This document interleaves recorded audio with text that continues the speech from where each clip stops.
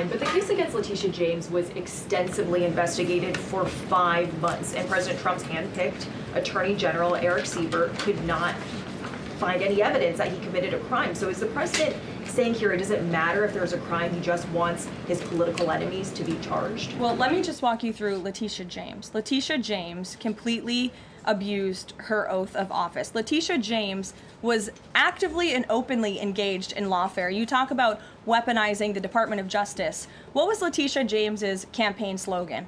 It was prosecute Donald Trump. She was saying she was going to prosecute Donald Trump before she even knew if Donald Trump committed a crime, which of course we did not. Those are not the words of a serious prosecutor. Those are the words of a corrupt politician who is abusing their power. She actively campaigned on that. She also led the witch hunt, the financial fraud investigation against President Trump and the Trump Organization, and an appeals court tossed that case out, a $500 million civil fraud penalty in August, which was another win for the president, and exonerated him of this witch hunt and showed that this is an individual who is corrupt and abused her oath of office. And we also have evidence of her mortgage fraud. An April report from a white-collar fraud investigator found that there was documented evidence that James engaged in a consistent pattern of financial and property disclosures that raise serious legal questions. But why won't the president accept the conclusions of his Justice Department to not bring charges against Leticia James? In fact, you had Bondi and Blanche top DOJ leadership who were against ousting Eric Siver, who again was picked by President Trump. I just answered that question for you, and the president has every right to express how he feels about these people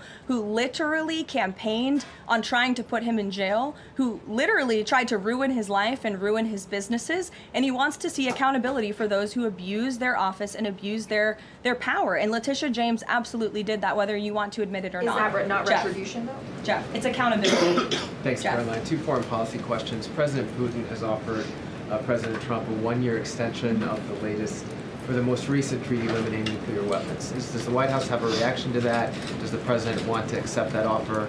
And then one separate issue, just generally, what is the president's response or reaction to the number of countries this week who are planning to or have recognized a Palestinian state? 2 great questions, Jeff. To your first question about Russia, the president is aware of this offer extended by President Putin, and I'll let him comment on it later. I think it sounds pretty good, but he wants to make some comments on that himself, and I will let him do that. As for all of these Western nations that are recognizing a Palestinian state, the president has been very clear. He disagrees with this decision. He spoke about that in the UK, standing right next to his friend, Prime Minister Starmer, and he feels this does not do anything to release the hostages, which is the primary goal right now in Gaza, does nothing to end this conflict and bring this war to a close.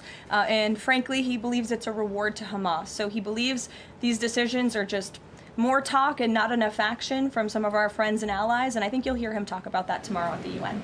Kristen. Thanks, Caroline. Just going back to this Leticia James story, what does President Trump plan to do if the Attorney General, Pam Bondi, tells him that there is not enough evidence to bring his political opponents' cases or to charge those cases? That's a hypothetical question, Kristen. That hasn't happened at this point.